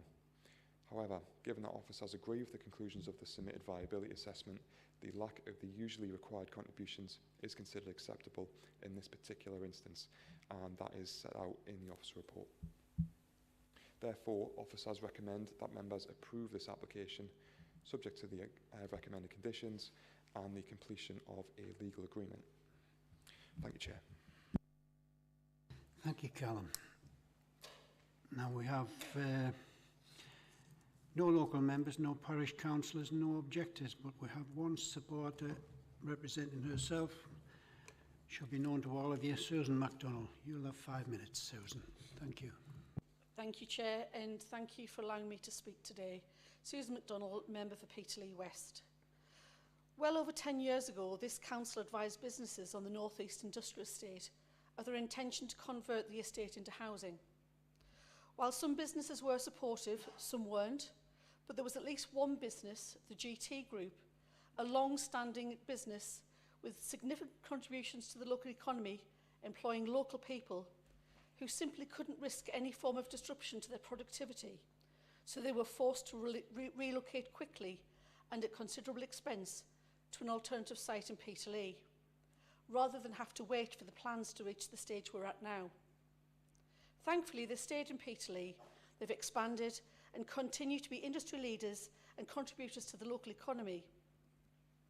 And thank goodness they didn't wait for the council, although it saddens me to say that their chairman, my former employer, Jeff Turnbull, who challenged the council regularly on this matter, hasn't lived to see the day. There are many views and opinions as to why the previous administration would direct officers to go to such a great deal of work to create the plans in the run-up to 2014. I have my own views, and I know others do too. Why go to all that time and effort to then just leave the plans on a shelf to gather dust? When the joint administration took control of this council, I promised my colleagues in Peterlee that I would try my utmost best and find a way to get these plans back on the table. Susan, we don't want political introduced. That's fine, George, thank you. Thank you. Apologies. And enormous thanks to our officers for all their work and patience, but in particular, thanks to Tony Foster, who was delighted when I asked him to come and have a meeting with me and discuss this issue with the portfolio holder. A delay of over 10 years is bad enough, but can you imagine what it's like for the residents who live either side of this estate in Houghton and Peterlee? You will have seen for yourselves on the site visit how derelict it's become. Those pictures look quite good actually from the aerial photos, but it looks more like Wartorn Beirut when you're actually on the ground looking at it.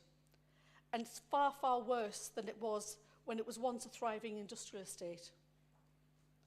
Residents have had to endure rising levels of antisocial behaviour, including fly tipping, vandalism and arson, as well as an influx of undesirables who use the estate for drug taking, gang meeting and rat runs as they tear around on their off-road bikes and quad bikes. Good quality housing, and more importantly, affordable good quality housing, is desperately needed in this area. Other parts of the estate have already had houses built on them, and even the old country-style food site has been earmarked for demolition and development of housing. I urge all members of the Planning Committee today to do the right thing and please support this application. Thank you. Thank you, Susan. Callum, do you have anything you want to come back on what Susan said? Or? Not really, no. If members have any specific queries, I'm happy to answer them. Okay, thank you. Any questions from Susan? Okay, Kevin, and then Jonathan. Thank you, Chair. Could you just clarify how long the site itself has been totally vacant? Yeah, thank you. So there are a couple of units still on there. The majority of the site, I understand, has been vacant for a number of years. I don't know exactly. I've only been involved with this site for since about September last year, so I'm not sure, unfortunately. Thank you. So just to make the point, part of the problem in bringing this development proposal forward to what we've currently got today has been waiting for the availability of the businesses which have been operating there from actually reaching an agreement with the council. Would that be right? Chair, so as I say, I've only been involved since September. I don't know the full ins and outs of it. I don't know if Steve wants to come in on this. Thank you, Chair. I think the long and short of it is that Councillor Shaw's recollection is correct. There has been a number of years worth of negotiation undertaken by the applicants for the scheme, which and we do have representatives of our regeneration team at the back of the room tonight, today even, who I'm sure will be happy to answer the question in more detail if required. But I understand there's been complex land ownership issues, plus the need to relocate some of the existing businesses on the site, as well as deal with the viability considerations which Callum flagged up in his presentation earlier, Chair. Thank you. You want to come back? If I could just come back. So part of the problem we've had is trying to get to this point as a previous cabinet portfolio holder for assets, trying to work through this process to where we currently are today. I don't want to knock the wind out of councillor's sails here, but you know, you need to be accurate when you're making statements like that. It hasn't been a case we've been sitting on the shelf for 10 years. There's a lot of hard work to get into the stage where we currently are. Thank you. Well, we've introduced politics into it, and I'm not having it. We don't need any of it, any more of it, or any more responses to it. Jonathan, you next, please. Thank you, Chair. And again, it's a question, really.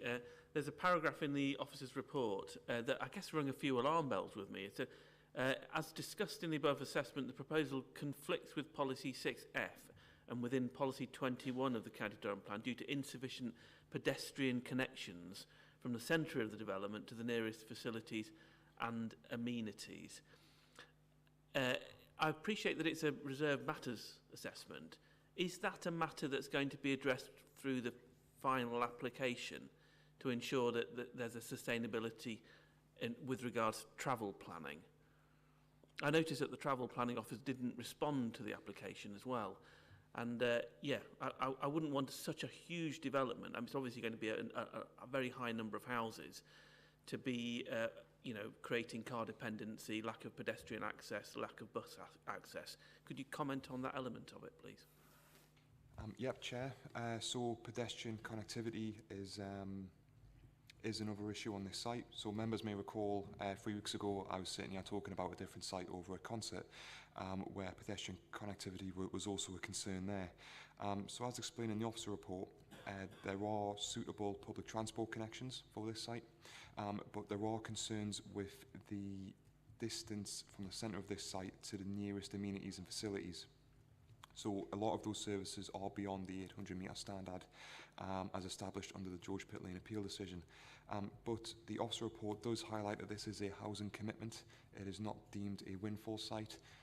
When the County Durham plan was being prepared, it was understood that this site would be coming forward during the plan period. So the Spatial Policy Officer has highlighted that it is a key consideration for this particular site. If it was a windfall site, the balancing exercise may have turned out differently. It's a committed housing site.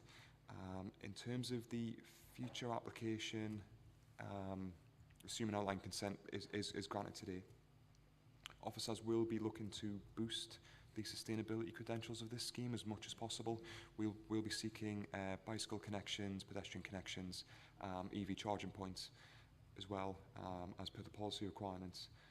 So we will try and do what we can. Yeah, I hope that helps. Thank you. Any further questions from members? No? Well, we now open it up to debate. Jim Atkinson, then Patricia, then Alan. Yes, Chair, for me, one of the applications that I always like, it's good to see 282 dwellings on the way, 10% of them affordable housing. We know how that adds to the economics of the area. It's also makes life simpler. There's no objections, not visible in the room or in the text either. So as far as I'm concerned, it's an outline application, and I'm in favour of the officer's recommendations. Thank you.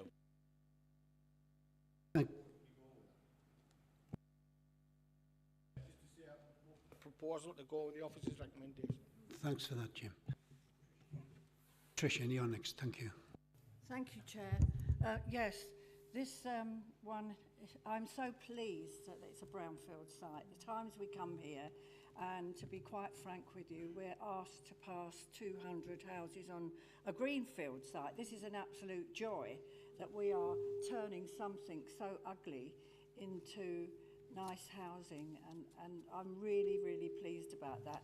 The reserve matters, yes, the reserve matters matter, for the want of a better word. So I do think that Councillor Elmer's...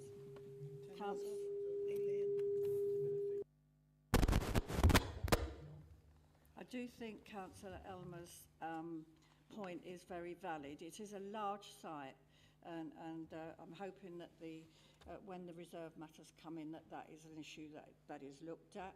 But I'm certainly willing to second the recommendation to go with the officer's recommendation. Thank you. Thank you, Patricia. Callum, you don't need to interject. Okay, we go back to Alan. Alan Bell, please. Thank you, Chair. Yeah, it's also, I'm very familiar with the site, and and whatever the reason why it stood there so long, it's such a win-win situation for this site to come forward with the officer's recommendation for approval. For the locals who live nearby that site, it's absolutely horrendous. It's sort of, I think probably a good description was described as a war-torn. Yeah, so again, I have no hesitation to support this recommendation. Thank you, Chair. Thanks for that, Alan. Kevin, over to you next. Yeah, Chair, just again to repeat what's been said, really happy to support this officer's recommendation to get this over the line. It's been a long process to get here. It's been a blot on the local landscape for far too many years, and really delighted to see it actually to get to where we are today. Thank you, Kevin. Michael next, and then Jonathan. Thank you. I love the fact, Chair, that we've called this... My mic's doing the same thing. I love the fact that we've called this part of the meeting the debate part, where we seem to be all in positive speaking towards it. It looks like, to me, it's been an eyesore for quite some time. I mean, given the government's new ambitious plan with the new MPs and government, I'm sure the Labour colleagues will be in favour of putting houses onto this brownfield site. It's much needed, and I'll be voting in favour of it. Thank you. Jonathan Elmer, please. I'd also just first of all like to say I express my support for the principle of this as well. But another concern I've got, I guess, is in relation to the affordable housing provision element of the scheme. And I guess that's also something that's become enwrapped with the viability assessment, and the argument being made that we can't afford to provide affordable housing because that will make the development unviable. I just want to express my frustration because this is something that's happened before, and it seems odd that a development of such scale can't find a way to make the provision of affordable housing viable. And I appreciate you've assessed the viability assessment and checked it out, but you know, yeah, just want to express my frustration on that particular matter, but absolutely support the need to develop the site.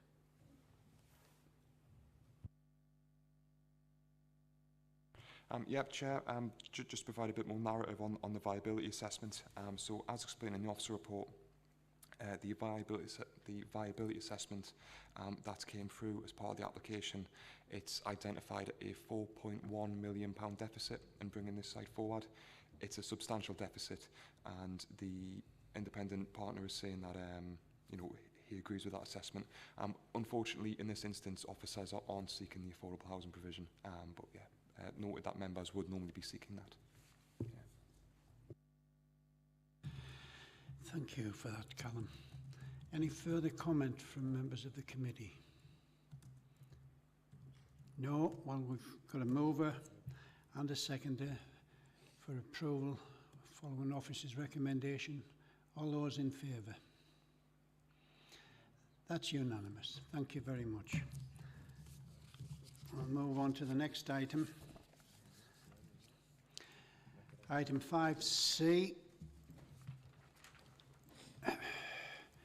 It's from Durham County Council itself at Greenfield Academy, Newton Aycliffe. And Claire's going to present to us. Thank you.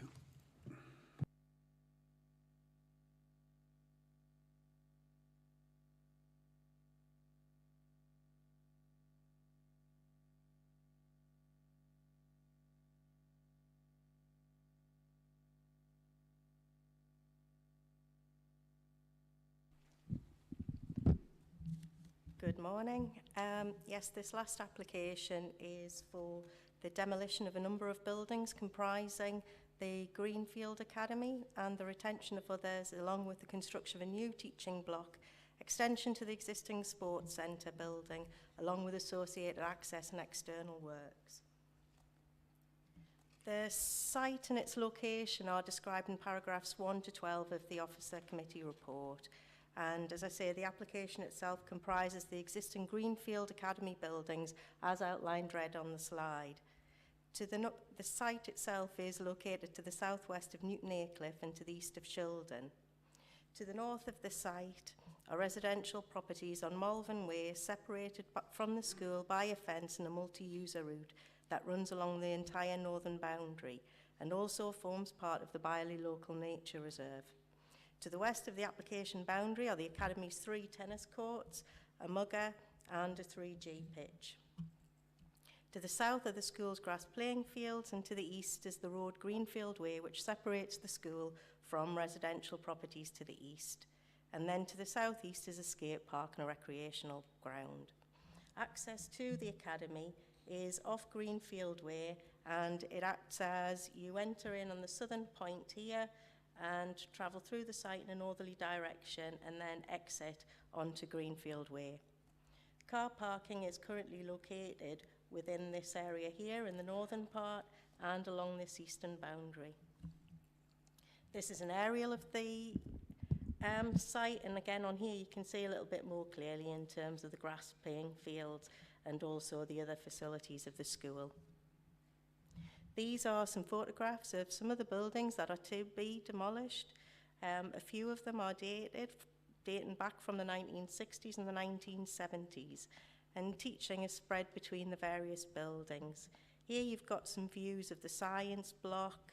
Here we have a porter cabin that's currently being used as a library, woodwork area.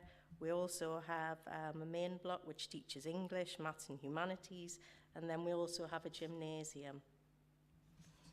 Some of the buildings are going to be retained at the school, and this is the dining block and this is the main reception. There are future plans to refurbish these as well. This is the site of the proposed new teaching block, which is currently used as a car park in the northern part of the site, as I pointed out earlier. And then this is the proposed extension area to the sports block, this being the sports block. Details of the proposal are set out in paragraphs 13 to 32 of the report. This plan here shows the individual buildings that would be demolished, and the works would take place in 2 phases.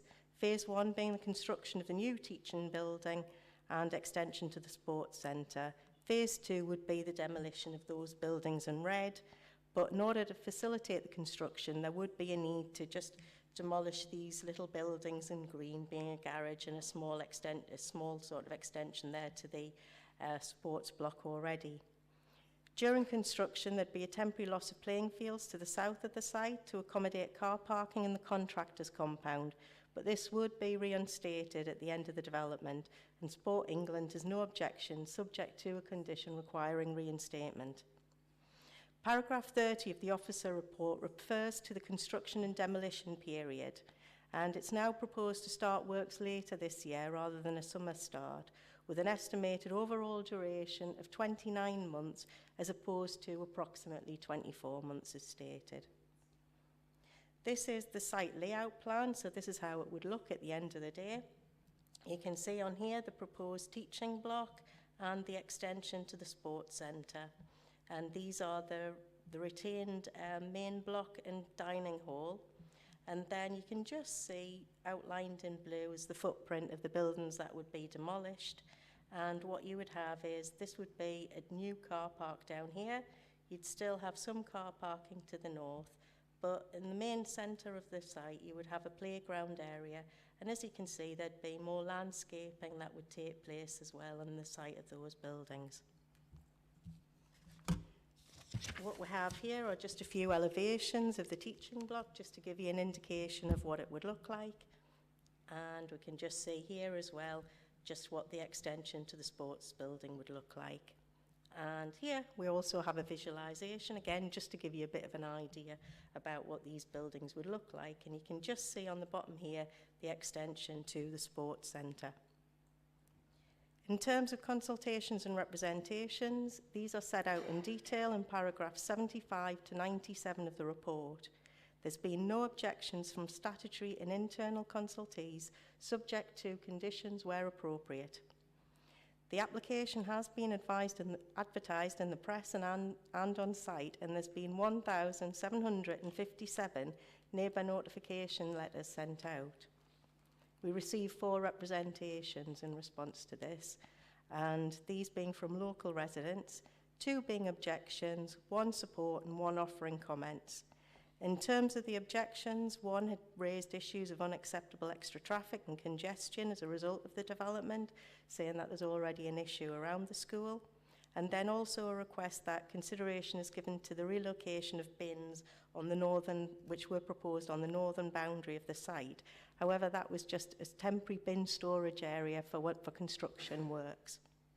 There's also been 1 letter of support advising how this is a much needed improvement to the school.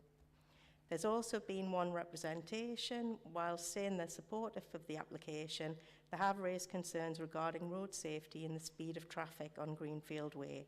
They've also requested a speed reduction of 20 miles per hour on the approach, or to introduce speed restrictions along that stretch of the road.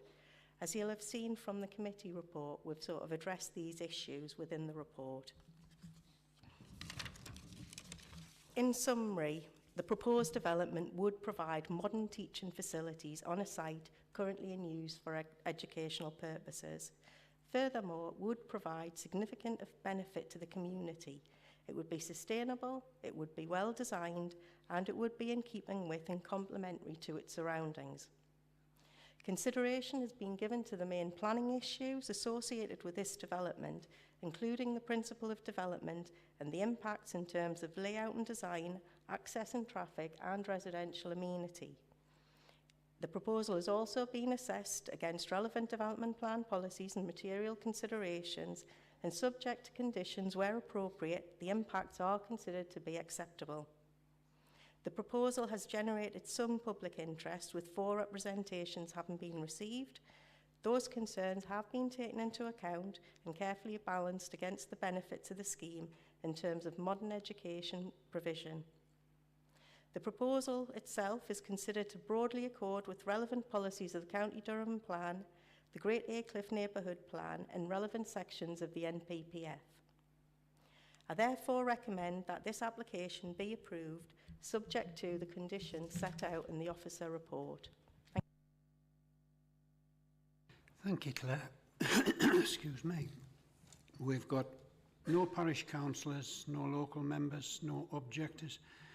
We've got 3 supporters in the names of Joe Kirtley, Dasha Atwood and Amy Asplan, who are available for. So does any member have a question? Alan? Yeah, just a quick one, George. It's quite not planning, but just out of curiosity, the relationship's a county council application, but I notice it's an academy. What's the setup there?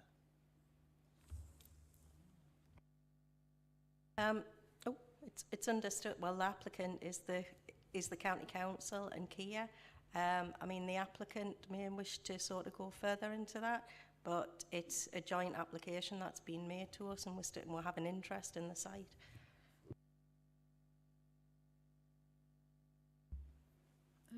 Good morning.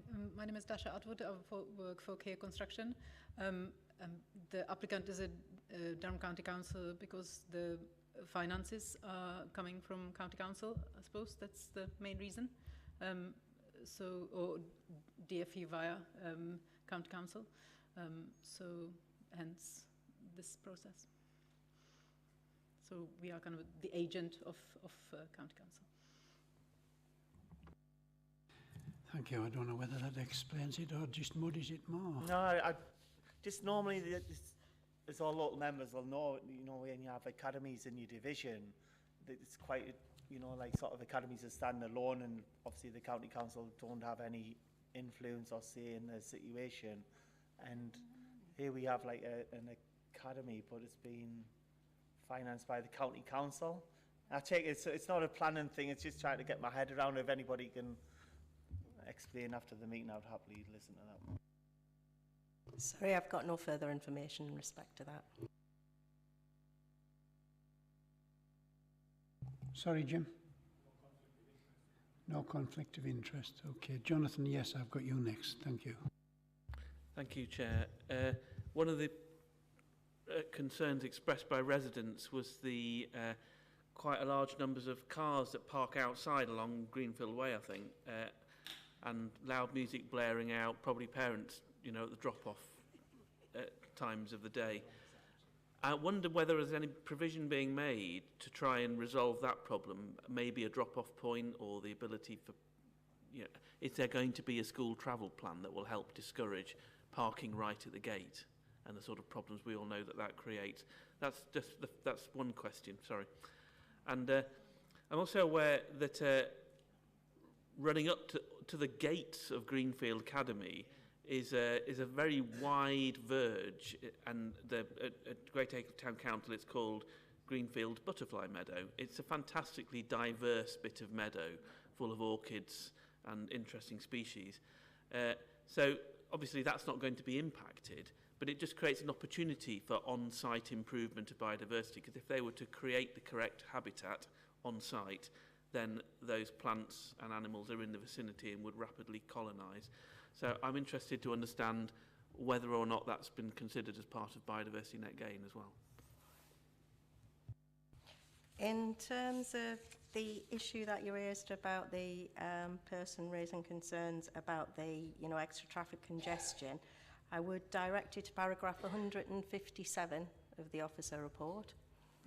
because that sets up, sets out the issue that had been raised, and then also talks about the current internal arrangement and proposed amendments to the internal arrangement that would sort of seek to address these points. And there is a travel plan as well that is proposed again to, sort of seek to dissuade people from sort of dropping off, but obviously it never goes away. As I say, I think that's sort of fully addressed within the report. In terms of biodiversity, again, within the officer report, we set out, the details of the, we set out details of landscaping that's to be, that is proposed to be carried out. But through condition, what we've also asked for is for precise details to be submitted. So that's included there.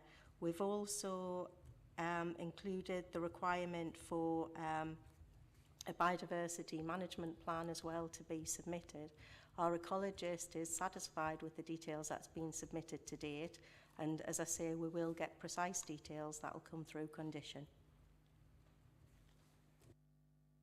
That sounds fantastic, but perhaps you could ensure that they make themselves fully aware of the opportunities presented by the directly adjacent habitats.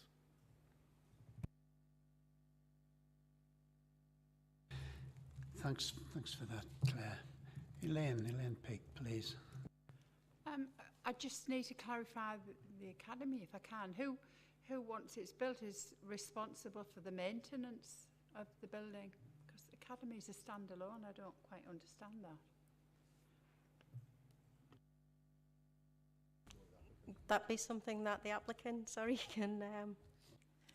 Hi. Yes, so the Academy will be responsible for maintaining the school itself. This is all because of the funding and where the funding started. So Durham County Council are kindly providing the school with the funding for the new build and the restoration of the part of the school that we're keeping. Hope that helps. So is it on a loan, or is it being given by the County Council, the funding? Is it to be repaid back by the academy, or is it? Chair, if I could just sort of come in there, I'm not sure how relevant any of that is, frankly, to the planning merits. I mean, I understand the member might want to know all of that, but I think maybe that's a discussion that could be had outside of this forum.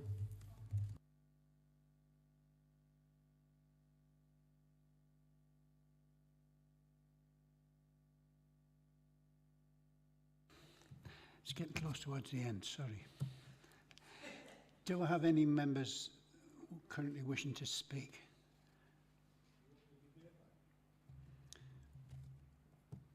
Have we not gone to the debate yet? It's been... Sorry. We'll now open it up. Thanks for that, Jim. Michael, Jim and Jonathan. Chair, thank you. We were all waiting there with bated breath for to open up the debate. I'm delighted to see this application come to us today. The new build for this school is well overdue.